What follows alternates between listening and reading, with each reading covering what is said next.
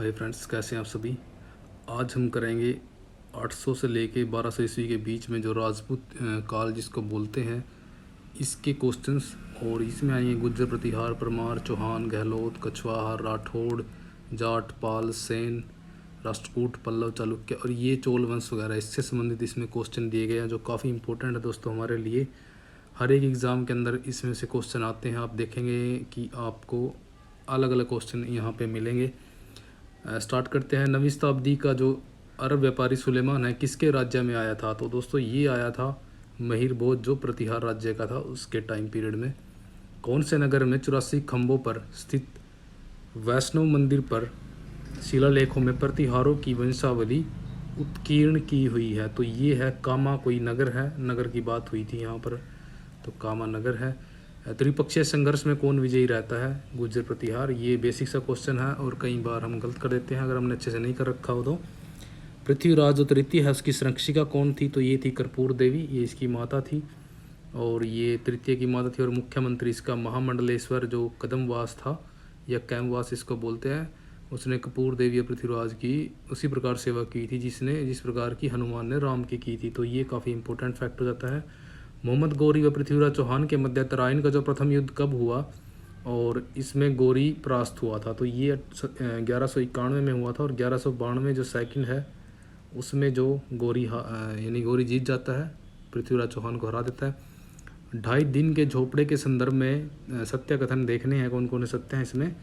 तो 1158 ईस्वी में अजमेर में एक संस्कृत कॉलेज का निर्माण विग्रहराज चतुर्थ ने करवाया था। इसमें सरस्वती देवी का मंदिर स्थित है। तो ये काफ़ी इंपॉर्टेंट है, एक डेट यहाँ पे याद रखिए आप, और विग्रह चतुर्थ नाम याद रखिए कि इसने इसका निर्माण जो करवाया था। 1198 में मोहम्मद गौरी ने इस कॉलेज को तोड़कर इसमें स्थित 3 मंदिरों को अपने गुलाम जो सेनापति ऐबक था को 2.5 दिन में यानी कि 2.5 दिन में मस्जिद के रूप में परिवर्तित करने का आदेश दिया। इसलिए यह 2.5 दिन के झोपड़े के नाम से भी विख्यात है। और इसके बारे में अलग अलग मत दिए गए हैं दोस्तों विद्वानों के द्वारा, जो ये 2.5 दिन का झोपड़ा है। और यह राजस्थान की पहली मस्जिद कहलाती है। ये भी बिल्कुल सही है, क्योंकि राजस्थान की पहली मस्जिद, क्योंकि जो अजमेर है ये राजस्थान के अंदर ही पड़ता है वर्तमान में। इसे 16 खंभों का महल भी कहते हैं। और सोमदेव कृत जो ललित विग्रहराज नाटक है, ये अभी आप याद रखिए कि सोमदेव ने ललित विग्रहराज नामक नाटक लिखा है। इसकी कुछ पंक्तियाँ जो हैं इस झोपड़े की दीवार पर वर्तमान में मौजूद है। बिसल देव द्वारा संस्कृत में लिखे गए जो हरकेली नाटक है वो किसने लिखा था? बिसल देव ने लिखा था। ये भी आप याद रखिए। उसका आधा भाग जो है इस झोपड़े की दीवार पर मौजूद है। और बाकी जो आधा भाग है दोस्तों, जो इंग्लैंड के अंदर ब्रिस्टल जगह है जहाँ पे राजा राम मोहन राय का देहांत हुआ है, यानी उनको दफनाया गया, तो वहाँ पर उनकी समाधि के ऊपर भी आधा भाग इसका लिखा गया है जो हरकेली नाटक है। तो 4 इसका राइट आंसर हो जाएगा।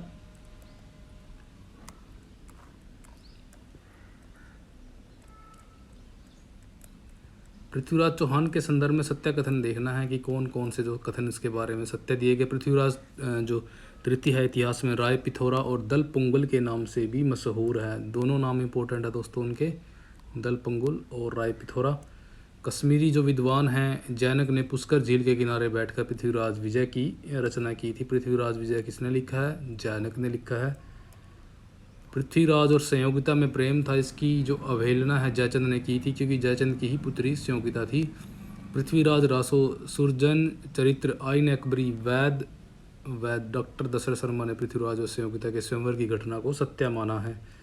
तो ये जो दिए गए हैं यहाँ सुजान चरित्र और आइन अकबरी, इनके अंदर इसका जिक्र मिलता है। और वैद और डॉक्टर दशरथ शर्मा दोनों ही इंपॉर्टेंट हो जाते हैं यहाँ पर, इन्होंने इसको सत्य माना है। 4 बांस 24 गज उंगल अष्ट प्रमाण, ता ऊपर सुल्तान है मत चूके चौहान, यह दुआ किसके संदर्भ में है? तो चंद्र बरदाई ने लिखा है दोस्तों पृथ्वीराज के लिए। जब वो गजनी को यानी कि वो जो गोरी होता है उसको मारने का वो जब प्रयास करता है कि वो इतने उंगल पे बैठा हुआ है, कुछ ऐसा चंद्र बरदाई की रचना पृथ्वीराज रासों के अंदर है। राजस्थान में ऐसा कोई राज्य नहीं है जिसकी अपनी थर्मोपल्ली ना हो, और ऐसा कोई नगर नहीं जिसका अपना लियोनिडास पैदा नहीं किया हो। यह कथन किसका है? तो ये दोस्तों जेम्स टाड ने राजस्थान का इतिहास लिखा है, तो वही इनकी कोटेशन इनकी है ये। अरे घास री रोटी ही जब वह वन बिलावड़ो ले भाग्यो नानो सो अमरियो चीख पड़ो राणा रो सोयो दुख जाग्यो, यह कथन किसका है? तो यह है कन्हैया लाल सेठिया का। काफ़ी इम्पोर्टेंट हो जाता है। तुम तो तीर चलाते जाओ, चाहे जिस पक्ष के राजपूत मरे जाएं, इस्लाम को तो लाभ ही होगा। तो ये किसका कथन है? ये है आसफ खान का कथन है। निम्नलिखित में से दूसरा आड़ा का कथन कौन सा है? तो ये दूसरा जो आड़ा के बारे में है अकबर सूतो, ये सभी उन्हीं के हैं। आप इनको एक बार कर लेना क्योंकि दोस्तों थोड़ा राजस्थानी में है। किस राज्य के सभी राजपत्रों में राणाओं के संबंध में दीवानजी आदेशतु लिखा जाता था? तो ये लिखा जाता था मेवाड़ के आदेशों के ऊपर। जो दृढ़ राखे धर्म को तिहि राखे करतार, यह पंक्ति किस राज्य के राज्य चिन्ह में अंकित थी? तो उदयपुर के संबंध में थी। और दोस्तों ये राजस्थान हिस्ट्री को लेकर के भी काफ़ी इम्पोर्टेंट है। राज सिंह मेवाड़ उदयपुर की जो उपाधि है कौन सी थी? तो ये थी विजय कटकातु इनकी उपाधि थी। दोस्तों मैंने एंशिएंट के सारे क्वेश्चन डाल दिए हैं, जल्दी ही मैं मेडिवल और मॉडर्न के भी डाल दूंगा लगभग 3-4 दिन के अंदर, तो आप विजिट कर सकते हो। केसरे हिंद एवं guard commander of the star of the India किसकी उपाधि थी? तो ये थी महाराणा सज्जन सिंह जो मेवाड़ और उदयपुर के शासक थे। इतिहास में प्रथम के संदर्भ में कौन सा युगम सुमेलित है? तो सारे ही सुमेलित दिए गए हैं। महाराजा जो सज्जन सिंह हैं जनगणना का कार्यान्वयन के टाइम में 1881 में हुआ था। और महाराणा जो अल्लट है ये मेवाड़ के थे, नौकरशाही का इसके टाइम में गठन हुआ है। मानबाई जो खुसरो की माता थी, पुत्र हंता इस माता इसको बोला गया है। किस राज्य के शासकों के राज संदों व पत्रों में सबसे ऊपर श्रीजी दीवान बचनाथ अंकित रहता था? तो ये रहता था जयपुर के शासकों के सनदों के ऊपर। यदो धर्मस्थो जय, यह मूल मंत्र किस रियासत के झंडे पर है? तो ये जयपुर के झंडे के ऊपर है। श्री कृष्ण शरणम गम, यह मंत्र किस संप्रदाय से संबंधित है? तो ये है वल्लभ संप्रदाय का मंत्र है ये श्री कृष्णम शरणम गम। इतिहास में प्रथम के संदर्भ में कौन सा युगम सही जो सुमेलित नहीं है? तो इसमें जयसिंह द्वितीय यानी कि हाथी पोल का आरंभ किया खेल का, और राम सिंह द्वितीय, या पढ़िए एक बार इसको। और इसमें इसका आंसर देखता हूँ इतना, तो एक यहाँ गलत दिया गया है, बाकी आप सारे इसको मैच कर सकते हो। यानी कि एक यहाँ गलत है, बाकी सारे यहाँ पे सही दिए गए हैं। क्योंकि मेरी भी राजस्थान हिस्ट्री इतनी अच्छी नहीं है दोस्तों कि मैं इसको खुद से आपको कराऊं। बुक के हिसाब से मैं आपको करा रहा हूँ। राज घरानों में चुनाव लड़ने व जीतने वाली तथा आत्मकथा रूपी पुस्तक लिखने वाली प्रथम महिला कौन थी? तो ये थी गायत्री देवी। इसके बारे में मैंने पढ़ा हुआ है थोड़ा। हाथी पोलो को प्रारंभ करने वाले प्रथम शासक कौन थे? तो ये थे भवानी सिंह जयपुर के। हाथी पोलो भवानी सिंह।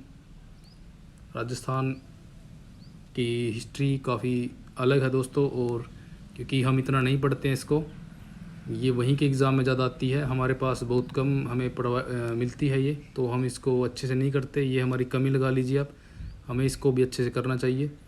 आज कुफर यानी कि धर्म विरोध का दरवाज़ा टूट गया है, यह कथन किसका है? तो ये दोस्तों औरंगज़ेब का है।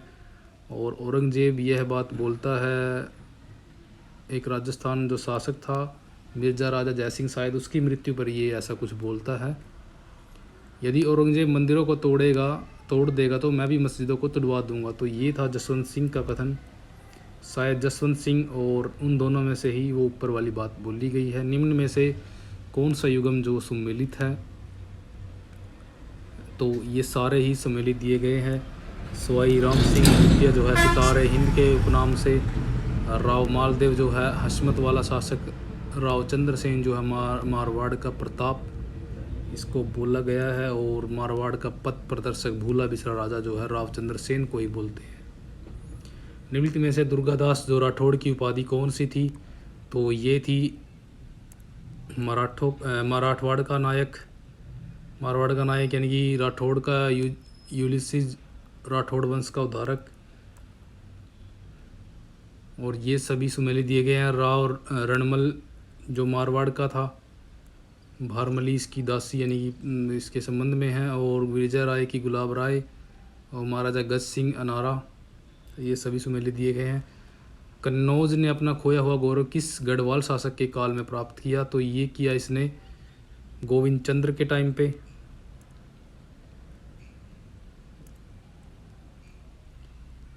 किस अभिलेख में गढ़वालों को क्षत्रिय वंशीय कहा गया है? तो ये कहा गया है सारनाथ और चंद्रावती दोनों में ही गढ़वालों को क्षत्रिय वंशी कहा गया है, सारनाथ और चंद्रावती।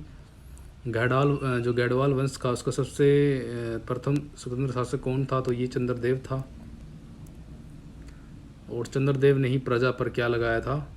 तुरुस्क दंड जो कर है वो लगाया था। और ये मनेर ताम्रपत्र के अंदर इसका उल्लेख मिलता है। ये कई बार नेट में क्वेश्चन आया कि तुरुस्क दंड जो कर है किसने लगाया था? तो ये लगवाया था गढ़वालों ने। और चंद्रदेव इसने लगाया था। गढ़वाल वंश का सबसे अधिक प्रतापी एवं योग्य शासक कौन था? तो दोस्तों ये था गोविंद चंद्र। अब तक इसके जो हैं 42 अभिलेख मिल चुके हैं।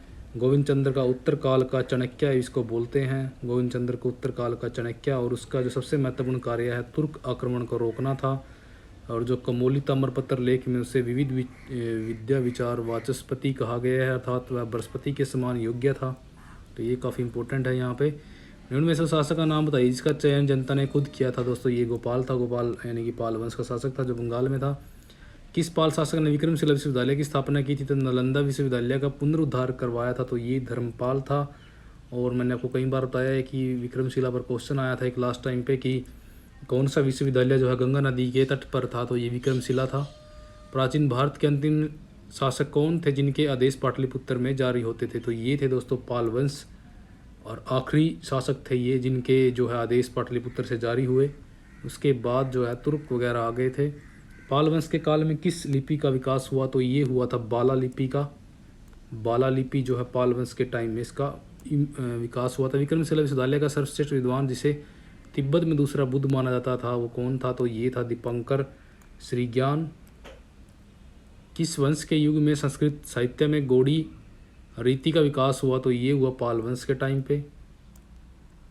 विक्रमशिला विश्वविद्यालय कौन सी शताब्दी में भारत का सर्वाधिक संपन्न संगठित एवं प्रतिष्ठित विश्वविद्यालय था?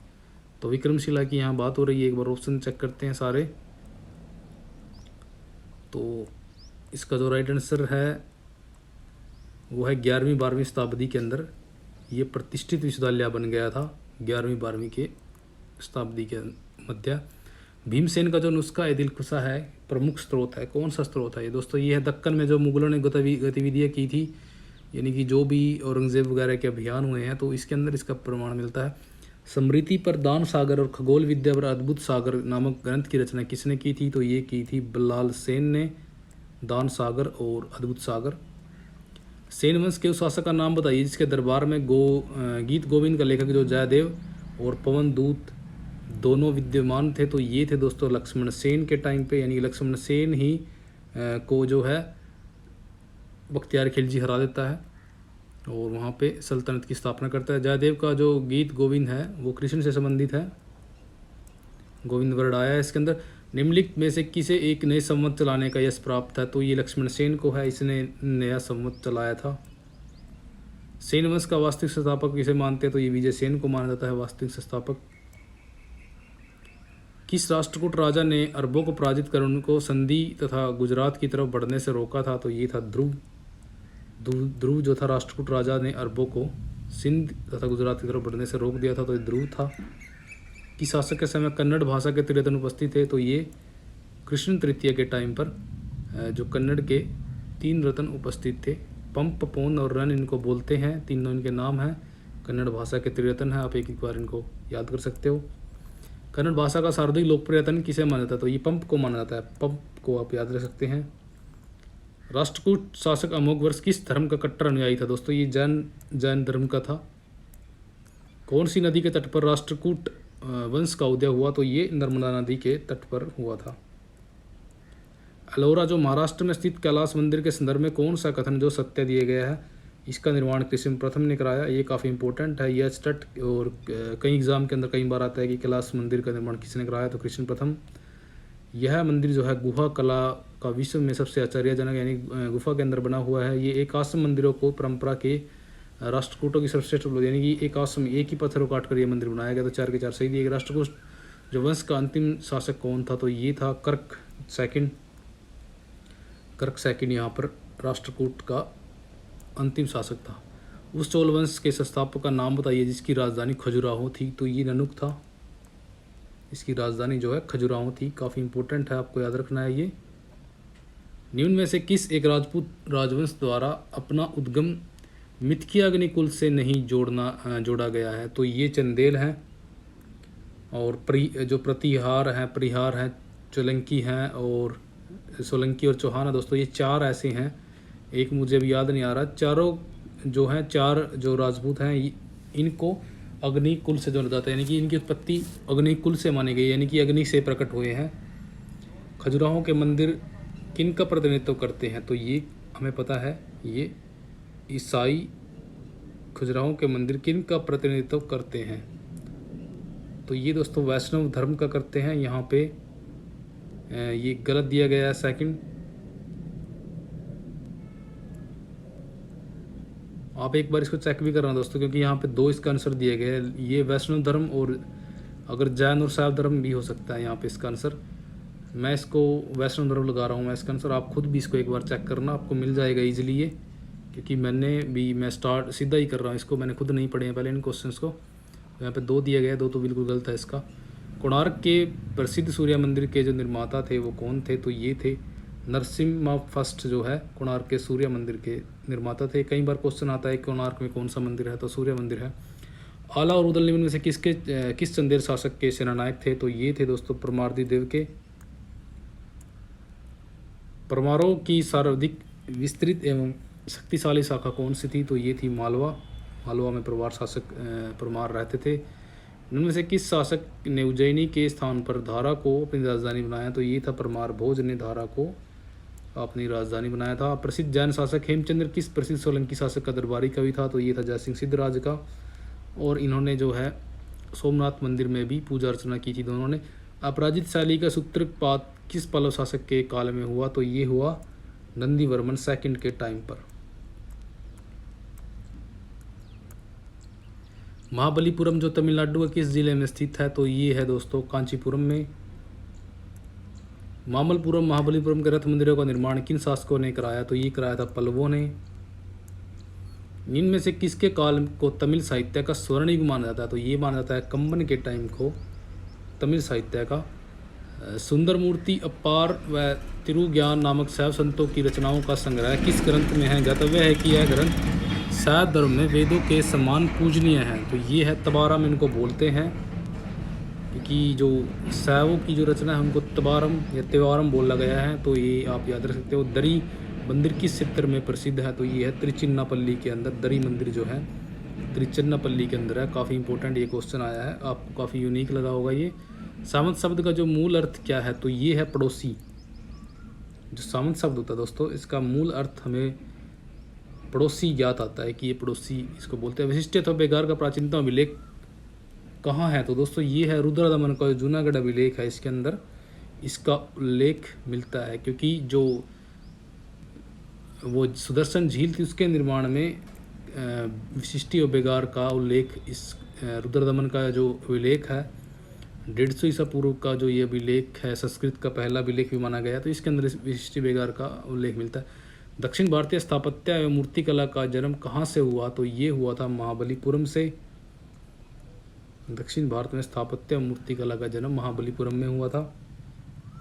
पल्लव राजाओं और रानियों की आदमकद तस्वीरें कहाँ लगी हैं, तो ये लगी है कांची के कैलाशनाथ मंदिर के अंदर। अधिकतर पल्लव स्तंभों में किस जानवर की आकृति दिखाई दी गई है जो उस वंश की स्थापना का प्रतिनिधित्व करती है, तो इसमें जो है पल्लवों के ऊपर यानी कि शेर की आकृति यहाँ दिखती है। तो कांचीवरम के संदर्भ में सत्य कथन कौन सा है, तो यह नरसिंह वर्मन की राजधानी थी। यह आर्य संस्कृति का प्रधान केंद्र था। यह दक्षिण में शिक्षा का सबसे बड़ा केंद्र था। कांची दोस्तों साउथ में सबसे बड़ा केंद्र माना गया है शिक्षा का, तो ये बिल्कुल 4 के 4 सही दिए गए हैं। अलवार आंदोलन का सूत्रपात किस काल में हुआ, तो ये पल्लवों के टाइम में हुआ। अलवर और नयनार जो दोनों जो आए हैं वो पल्लवों के टाइम पे आए हैं।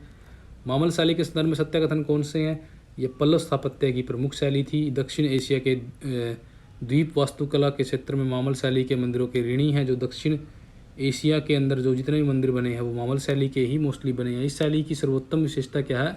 एकाश्म रथों का निर्माण है, यानी कि रथ एक चट्टान को काट कर बनाए गए हैं।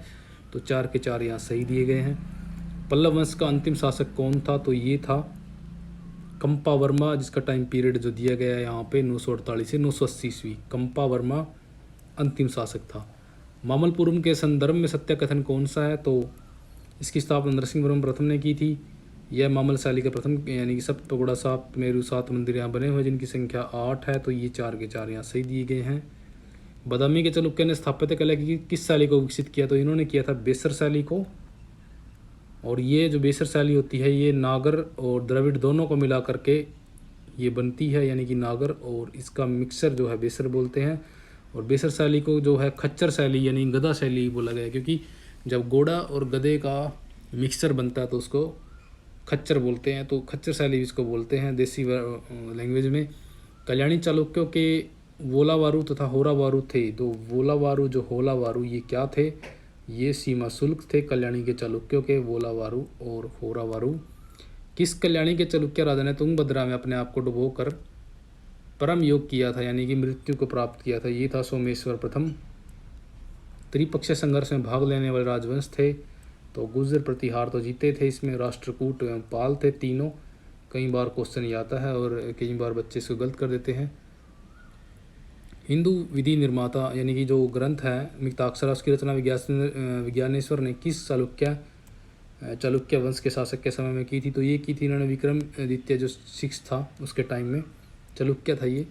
ऐहोल अभिलेख जो है किस भाषा में लिखा गया है? तो दोस्तों ये लिखा गया है संस्कृत के अंदर। और ऐहोल अभिलेख जो है आप समझते ही हो किसने लिखा है। ऐहोल अभिलेख जो है रवि कीर्ति का है। ऐहोल अभिलेख में मुख्यतः वर्णन है पुलकेशिन द्वितीय का होगा, ये पुलकेशिन द्वितीय का है वर्णन इसके अंदर। और अजंता एवं अलोरा की गुफाएं थी, तो ये चालुक्य वंश की थी, चालुक्य वंश के समय में बनी थी। वातापी का प्रथम निर्माता किसे कहा गया है? तो ये कहा गया है कीर्तिवर्मन प्रथम को वातापी का प्रथम निर्माता कहा गया है। काफ़ी इंपॉर्टेंट क्वेश्चन है। पुलकेशिन द्वितीय के संदर्भ में सत्य कथन कौन से हैं? चालुक्य वंश का प्राक्रमिक शासक था। ऐहोल वंश अभिलेख में उल्लेखित प्रमुख शासक है। हर्षवर्धन के साथ इसके युद्ध का कारण है हर्ष का नर्मदा के दक्षिण में भारत पर प्रभुत्व स्थापित करने का प्रयास करना, बिल्कुल सही दिया गया है। और एस्टेट के अंदर जो भी लास्ट एग्ज़ाम हुआ है उसके अंदर सेम क्वेश्चन आया था कि हर्षवर्धन को पुलकेशिन द्वितीय ने क्यों हराया? तो ये रीज़न था। कल्याणी के चालुक्य वंश का सबसे महान शासक कौन था? तो ये था विक्रमादित्य 6, जिसकी हमने बात की है। गुजरात के चालुक्य वंश की स्थापना किसने की थी? तो ये की थी मूलराज प्रथम ने चालुक्य वंश की, जो गुजरात के अंदर था उसने की थी। सोमनाथ मंदिर जो गुजरात के संदर्भ में सत्य कथन देखिए कौन कौन से हैं। यह सौराष्ट्र के काठियावाड़ क्षेत्र के अंतर्गत प्रभास नामक स्थान में वोरावल बंदरगाह के निकट अरब सागर के तट पर स्थित है। तो ये बिल्कुल सही दिया गया, काठियावाड़ के अंदर है ये प्रभास, इसको जगह को बोलते हैं। इसके पास जो है 3 नदियाँ हिरण्य, कपिला और सरस्वती का महासंगम होता है। ये बिल्कुल इम्पोर्टेंट है दोस्तों, कई बार ये चीज़ आ सकती है, अभी तक एग्ज़ाम में नहीं आई है, लेकिन जैसे कि पैटर्न चेंज हो रहे हैं एग्ज़ाम्स के, अगर ऐसी चीज़ें भी आ सकती हैं, नदियाँ वगैरह भी। अरब यात्री अल ब्रूनी ने अपने यात्रा वृतांत में इस मंदिर का उल्लेख किया है, ये बिल्कुल इम्पोर्टेंट है और सही है। सोमनाथ मंदिर का पुनः जो निर्माण है वो किसने कराया था? तो ये सबसे पहले भीमदेव प्रथम ने कराया, उसके बाद जो है कुमार पाल ने करवाया। तो ये गजनवी ने तोड़ा जब, और ये जो गौरी ने तोड़ा तब, कुमार पाल। तो इसको आप याद रख सकते हो। ऐहोल के संदर्भ में एक सत्य कथन कौन सा है? ऐहोल के मंदिर को मंदिरों का नगर कहा गया है, बिल्कुल इम्पोर्टेंट है, कई बार आया है ये। मंदिरों का नगर किसे बोलते हैं? यहाँ के मंदिरों में नागर एवं द्रविड़ शैलियों का मिश्रण पाया जाता है, इसे बेसर शैली में ये बने हैं, बिल्कुल ये इंपॉर्टेंट चीज़ है दोस्तों। मैंने आपको पहले भी इसका जिक्र किया है, दोनों सही दिए गए हैं। 1077 के अंदर 72 व्यापारियों को जो प्रतिनिधि मंडल है चीन किसने भेजा था? तो ये भेजा था कुलोत्तुंग प्रथम ने। इसके बारे में आपको जरूर पढ़ना चाहिए कुलोत्तुंग प्रथम के बारे में, क्योंकि इसके ऊपर कई बार नेट में भी क्वेश्चन आते हैं। पुरी के जगन्नाथ मंदिर तथा लिंगराज जो मंदिर का निर्माण है वो किसने करवाया था? तो दोस्तों ये कराया था अनंत वर्मा चोल ने। वहिंदी की लड़ाई 1011 में हुई थी, तो ये किसके बीच हुई थी? जो वहिंदी की लड़ाई होती है दोस्तों, ये होती है जयपाल और महमूद जो गजनवी था इसके बीच। 4 इसका आंसर है। दक्षिण भारत की सबसे प्राचीन राजवंश कौन सा है? तो दक्षिण भारत का सबसे प्राचीन राजवंश दोस्तों इन सब में जो होता है वो है चोल वंश। आपको ये याद रखना है क्योंकि यहाँ पे सारे ही मेन दिए गए हैं, लेकिन सबसे प्राचीन चोल है इनमें। चोलों का राज्य किस क्षेत्र में फैला था? तो ये फैला हुआ था कोरोमंडल तट और दक्षिण के कुछ भागों में। चोलों का जो शाही निशान क्या था? तो इनका भाग है मछली पांड्यों का है, यानी कि पांड्यों का मछली है, और धनुष जो है वो चेरों का है। यहाँ पे धनुष नहीं दिया गया कि इस चोल शासक के समय बंगाल की खाड़ी की हैसियत चोल झील की सी हो गई थी, तो ये था राजेंद्र प्रथम। और उस टाइम पे इसको जो बंगाल की खाड़ी है उसको चोलों की झील भी कहा जाने लगा था। उस चोलवंशी शासक का नाम बताइए जिसने अपने शासनकाल में भूमि की पैमाइश कराई, अभिलेखों को ऐतिहासिक प्रशस्ति के रूप में लिखवाने की प्रथा की शुरुआत की। तो ये था राजराजा प्रथम। और इसके बारे में इम्पोर्टेंट ये है भूमि की पैमाइश करवाना और ऐतिहासिक प्रशस्ति की शुरुआत करना, तो ये राजराज की उपलब्धि है। उस चोलवंशी शासक का नाम बताइए जिसने सर्वप्रथम गंगा की घाटी तक सैन्य अभियान किया था। तो ये था राजेंद्र प्रथम। वह चोल शासक जिसकी मृत्यु कोप्पम के युद्ध में घायल हो जाने के कारण युद्ध भूमि में हो गई थी। तो ये कौन थे? राजाधिराज प्रथम। वह चोल शासक जिसकी हत्या उसके शासनकाल में हुए जन विद्रोह के दौरान हुई थी। तो ये था अधिराजेंद्र जो था भीड़ द्वारा मारा गया था। उत्तर मेरु अभिलेख किस शासनकाल का है? तो ये प्रांतक प्रथम के टाइम का है। काफ़ी इंपॉर्टेंट ये अभिलेख है दोस्तों, आपको अच्छे से याद होना चाहिए कि ये उत्तर मेरु अभिलेख जो है किसके ऊपर है। ये ग्रामीण प्रशासन के ऊपर है। ग्रामीण प्रशासन का बहुत अच्छा वर्णन इसके अंदर दिया गया है। तोरु तोंड पूर्णम पांचवा वेद कहलाता है। यह ग्रंथ के रचयिता कौन है? तो ये है शेखर है। तोंड पूर्णम नाम याद रखिए। कलिंगत्तु पर्णी ग्रंथ की रचना किसने की थी? ये जयगोंदर ने की थी। चोल शासन में राज्य की आय का मुख्य साधन भूमि कर हर जगह यही मिलेगा आपको। दक्षिण भारत में किन शासकों ने नहर प्रणाली की शुरुआत की? तो ये चोल थे। किस काल से राजा और रानी की प्रतिमा की मंदिरों में स्थापना का प्रचलन हुआ? तो ये चोलों के टाइम में हुआ। मध्यकालीन मंदिरों में सबसे लंबा मंदिर कौन सा है? तो ये है तंजौर का वृद्धेश्वर मंदिर जो है सबसे लंबा मंदिर है। उस प्राचीन भारतीय राजवंश का नाम बताइए जिसने सर्वप्रथम भारत की सीमाओं के बाहर जल मार्गों द्वारा बंगाल की खाड़ी में अपने जहाज बेड़ों को प्रयोग किया। तो चोलों ने किया था, पहले भी हम इसको पढ़ चुके हैं। निम्न में से किस एक मंदिर में रामानुज शिक्षण का कार्य करते थे? तो श्रीरंगपट्टनम या श्रीरंगम में ये शिक्षण का कार्य रामानुज करते थे। कौन सी नदी चोल व चालुक्य राज्यों के मध्य सीमा रेखा थी? तो ये थी तुंगभद्रा। वह विद्वान कौन था जो ऋग्वेद का टीकाकार था और प्रांतक प्रथम ने जिसे आश्रय दिया था? तो ये था वेंकट माधव। काफ़ी इंपॉर्टेंट हो जाता है ये। ऋग्वेद का टीकाकार था ये। चोल साम्राज्य का सबसे शक्तिशाली शासक कौन था जिसे शैव धर्म का न्यायी भी कहा गया है? तो ये था राजराज प्रथम। चोल वंश के किस शासक के शासनकाल को निर्णात्मक युग कहा गया है? तो ये है राजराज प्रथम। और निर्माणात्मक युग यानी कि निर्माण हुए इसके टाइम में राजराज प्रथम के टाइम में। दक्षिण भारत का सर्वश्रेष्ठ हिंदी स्मारक तथा भारत का सबसे सुंदर मंदिर कौन सा है? तो ये राजेश्वर मंदिर। दक्षिण भारत का नेपोलियन राजेंद्र प्रथम को बोला गया है नेपोलियन दक्षिण का। गंगेकोंड चोलपुरम मंदिर के संदर्भ में सत्याकथन देखिए। इसे राजेंद्र प्रथम ने बनवाया और 1030 में बनवाया। डेट याद रखिए। इस मंदिर में विश्व प्रसिद्ध नटराज की मूर्ति स्थापित है और शिव को तांडव नृत्य करते हुए दिखाया गया है। परसी ब्राउन ने मंदिर के शिखर पर उत्कृष्ट जो लंबवत रेखाएं हैं इनके कारण इसे गीतों की तरह संवेदना उत्पन्न करने वाला महान कलात्मक निर्माण भी कहा है परसी ब्राउन ने। तो ये 4 के 4 यहाँ सही दिए गए दोस्तों। काफ़ी इंपॉर्टेंट ये क्वेश्चन हो जाता है। तमिल साहित्य का महाकाव्य कौन से ग्रंथ को कहा जाता है? तो ये कहा जाता है तमिल रामायण को, रामावतार जिसको बोलते हैं। द्रविड़ शैली के संदर्भ में सत्याकथन कौन से है? इस शैली का जो जन्मोत्कृष्ट काल है चोल काल मंदिरों में दिखाई देता है द्रविड़ों का, क्योंकि चोलों के टाइम में ज़्यादा मंदिर बने हैं। इस शैली को चोल शासकों ने पूर्णता प्रदान की। नागर शैली और द्रविड़ शैली के मंदिरों का अंतर उनके शिखरों में दिखाई देता है। अगर नागर और द्रविड़ शैली जो है, नागर शैली जो उत्तर भारत में थी, द्रविड़ जो दक्षिण में थी। अगर इनके अंदर हमें अंतर देखना है तो इनके शिखरों से ही हमें इसका अंतर पता चलेगा। चोल शासकों ने किस भाषा को राज्याश्रय दिया था, यानी कि राज्य इसका प्रयोग करते थे शासन में, तो तमिल थी। तमिल साहित्य का पुनर्जागरण काल किस काल को मानते हैं, तो चोलों का काल जो है पुनर्जागरण का काल था तमिल के लिए। किस वंश की सेना क्रूरता के लिए विख्यात थी, तो ये चोल वंश की जो सेना थी क्रूरता के लिए विख्यात थी, क्योंकि श्रीलंका तक इन्होंने मार कर दी थी, श्रीलंका तक को जीत लिया था इन्होंने। चोल वंश के सर्वाधिक प्रसिद्ध धर्म कौन था, तो ये शैव था इनके अंदर, क्योंकि शिव से संबंधित यहाँ मूर्ति वगैरह ज़्यादा मिलती हैं। तो ये थे दोस्तों हमारे क्वेश्चंस इससे रिलेटेड, और जल्दी ही मैं सल्तनत और जो आधुनिक भारत है उसके क्वेश्चन डालने वाला हूँ। तो आप दोस्तों ज़रूर चैनल को सब्सक्राइब कीजिए, अगर आप नए हैं चैनल पर तो सब्सक्राइब करना ना भूलना। जय हिंद, वंदे मातरम दोस्तों।